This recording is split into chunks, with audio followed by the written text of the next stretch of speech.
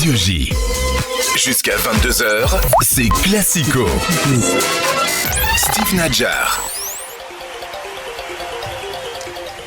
Phil Collins pour marquer cette victoire de Benjamin. On va parler maintenant du PSG, top, ou plutôt de son futur ex-entraîneur Christophe Galtier. L'entraîneur sera jugé, vous le savez, en décembre pour de supposés propos discriminatoires tenus lorsqu'il entraînait la saison dernière l'OGC Nice. Lors de son audition vendredi dernier, Christophe Galtier a contesté les infractions susceptibles de lui être reprochées. C'est ce qu'a indiqué le procureur de la République de Nice dans un communiqué. Benjamin Maître Krief, puisque rappelons-le à nos auditeurs, tu es par ailleurs avocat pendant tes heures perdues. Quand je lis lis pas les dépêches de foot, mon cabinet sera ravi de l'entendre. Qu'est-ce que risque Christophe Galtier plus sérieusement? Déjà, si tu peux me permettre un petit mot, effectivement, en ma qualité d'avocat pour le coup et pour prendre un ton sérieux 3 secondes, je crois qu'il faut rappeler une certaine présomption d'innocence qui continue à s'appliquer. C'est quand même important de le dire. À ce stade, qu'est-ce qui s'est passé d'un point de vue procédure? Christophe Galtier a été gardé, il a été placé en garde à vue. Tu es placé en garde à vue lorsque tu es une personne suspectée d'avoir commis des faits. Ça n'est pas une mise en examen. Mise en examen, c'est décidé lorsqu'il y a des indices graves et concordants à ton encontre d'une commission d'une infraction.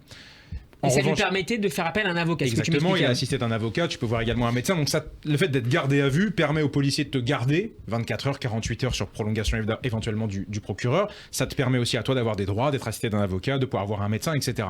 À l'issue de cette garde à vue, ce qui est un peu plus surprenant, on va dire, c'est que le parquet a décidé qu'il avait suffisamment d'éléments pour le renvoyer directement devant le tribunal correctionnel.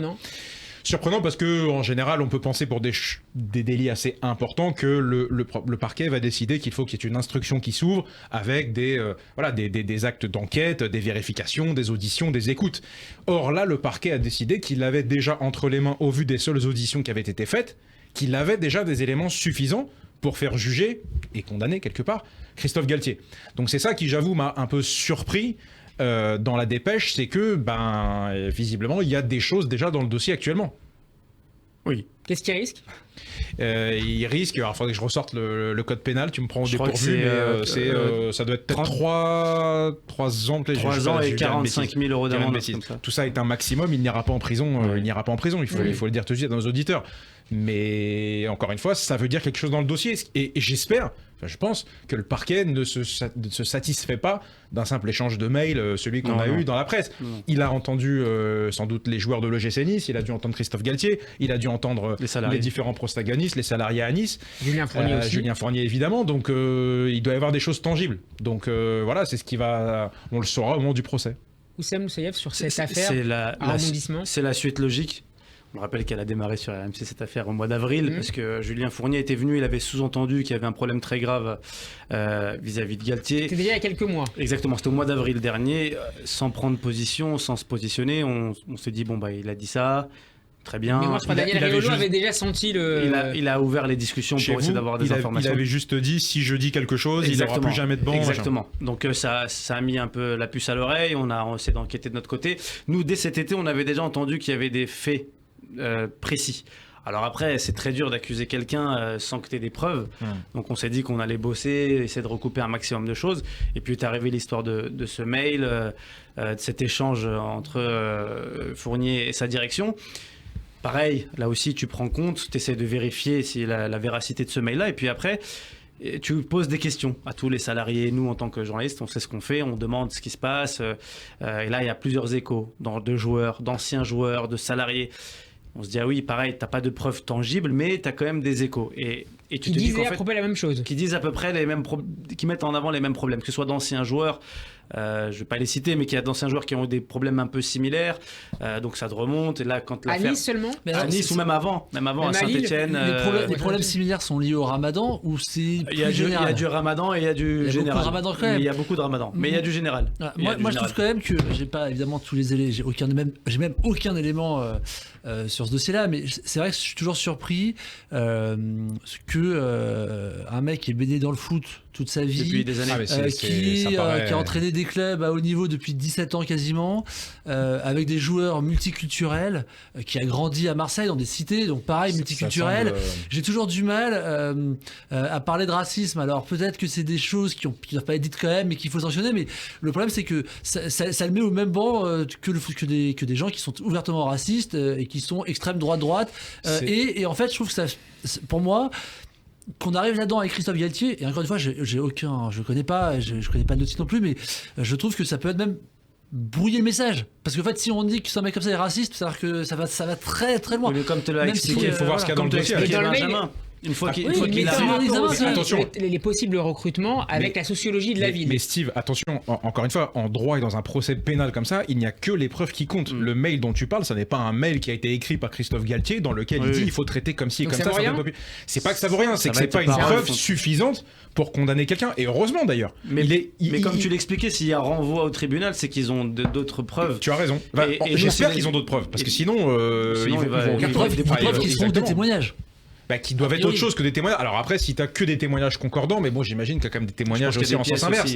Il doit avoir des pièces, des éléments, mais et il est renvoyé aussi devant le tribunal correctionnel pour discrimination et harcèlement moral. Oui. Donc on sait pas trop ce que ça recouvre. Ça doit être par rapport au traitement de certains joueurs qui ont dû se sentir écartés. Et puis je pense que la question du Ramadan, je pense que c'est ça. Je pense que le harcèlement moral, il touche à ça, il touche aux joueurs écartés de force. Qu'on aurait éventuellement poussé à stopper le jeune ou à le repousser pour pouvoir. Le fait qu'il soit écarté, qu'il soit considéré comme étant écarté de force en fait. Je pense que c'est ça. Là c'est très compliqué. Je pense qu'il faut laisser le tribunal gérer cette affaire. Et nous en tant que journalistes, on a essayé de sortir ce qu'on pouvait sortir, mais là sur une affaire comme ça, il faut du témoignage, il faut des preuves. Et tu peux pas toi venir et dire oui ça c'est fait. En tout cas pour moi je trouve que ça brouille le message de manière. On sait pas ce qu'il y a dedans. Il faut attendre Alex. Il faut attendre de savoir. Dis-moi en général ça sort facilement quand c'est un truc très concret, ça sort direct. Ça reste pas. Peut-être que dans les jours à venir, il y aura des témoignages, etc. Mais ça sort. Tu vois, je veux dire, en ce mec sur le Saint-Etienne 10 ans. Juste un mot qui l'a pour le coup complètement non juridique. J'enlève ma casquette juridique. Le foot, enfin c'est un monde mais terrible. Tu prends il y a un an, Christophe Galtier, il arrive en grande pompe à Paris. Il change de dimension ce gars-là. Un an après. Putain, mais il a tout perdu. Mais c'est terrible quoi. Même il est viré du PSG. Bon, c'est encore en cours. Il a ce dossier-là qui va sans doute l'écarter des terrains pendant sportivement, c'est un gros obstacle pour trouver un poste au moins en France. Ça va être très Comment veux-tu qu'il y ait des joueurs soient coachés par lui? Ça va être très compliqué. Et même s'il y a juste le doute. Ne serait-ce que le doute, ça suffit pour. Même s'il ne devait pas être condamné dans quelques mois. Non, parce qu'il y aura le bouche à oreille et tu sais, le foot, c'est un monde très petit et tu sais, tous ceux qui ont eu des affaires, même ne serait-ce que très légères, qui se sont arrêtés au stade de l'échange, peut-être un peu virulent, ne serait-ce que ça va ressortir, ça va finir par sortir. Alex le disait.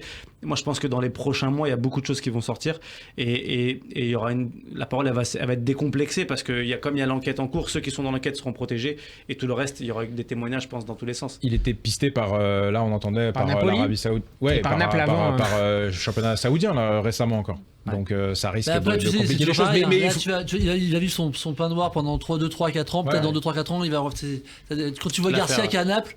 Non mais s'il est condamné, ça risque quand même d'être très compliqué pour la suite de sa carrière et d'être coaché par... qui continue lui de coacher des joueurs de foot, ça risque d'être compliqué pour lui. Au-delà de cette affaire sportivement, on annonce, c'est le site Foot Mercato qui l'annonce aujourd'hui, l'arrivée imminente d'une pépite du Celta Vigo, Gabri Feiga, un milieu de 21 ans, qui est suivi par les plus grands clubs. Ouais. Celta Vigo, tiens, comme par hasard. Celta Vigo ils ont des bons indices là-bas. Qu'est-ce que vous pensez, Wissem, d'abord? Ils nous font un prix, peut-être. Je ne comprends du recrutement du Paris Saint-Germain, Ugarte, Asensio, Cherendor, beaucoup de jeunes. Je comprends rien à ce qui se fait. Alors, je veux pas... Pareil, je veux qu'on laisse la chance au produit. Cherendor, je veux bien le voir.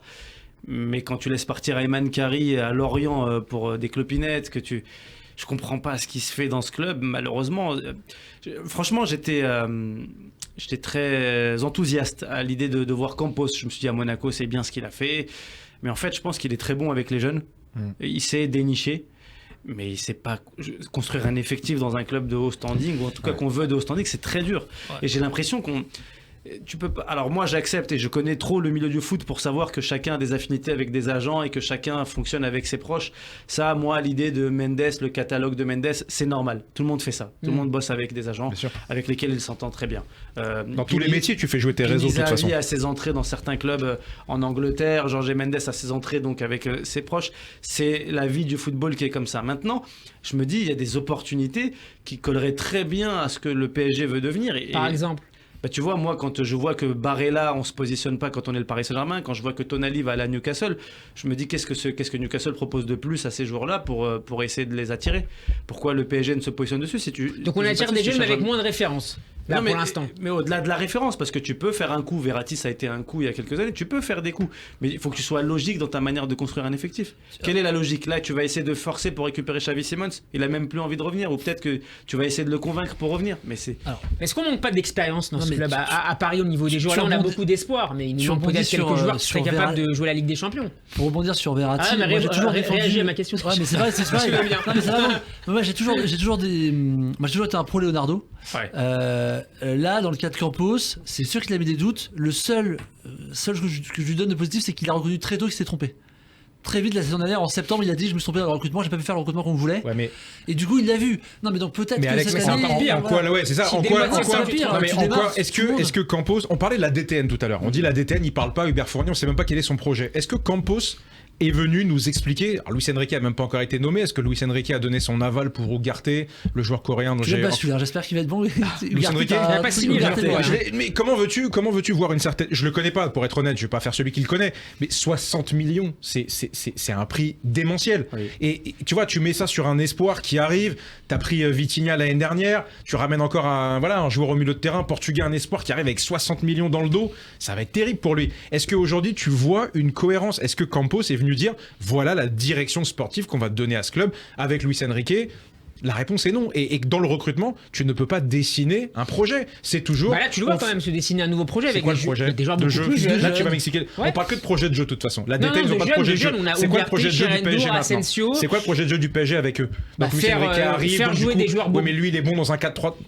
N'importe quoi. Avec peut-être des joueurs qui sont très talentueux, avec peut-être un peu moins d'ego, un peu moins de revendications aussi, un peu moins de place dans les vestiaires et un peu moins de tension dans les vestiaires. Peut-être que c'est aussi la contre-réponse à ce qui s'était passé Écoute, l'année moi, je dernière. préfère- Ce qui pour moi est une erreur d'ailleurs. Ah, ça, je ne sais rien, Moi, mais. ouais. Bah, non, le PSG c'est toujours un club de stars en fait. Oui. Je trouve qu'on a toujours il y a trop de stars, ils font n'importe quoi. Ah, mais il faut il en pas reste que ça des arrête. stars. Il en reste Ouais, des mais stars. Parce il qu'il y en avait un y a peu personne qui a défendu. Le PSG, alors, on parlait avec Louis la dernière fois. C'est Belmondo au départ. Ouais, oui. Le PSG se nourrit des stars. Mais Alex, mais ça, non, mais c'est- le PSG c'est- se nourrit c'est- des stars en fait. Donc, en fait, ce côté, justement, et là où je rejoins sur le doute de Campos, c'est que justement, Campos, il a l'impression, il faut des petits jeunes.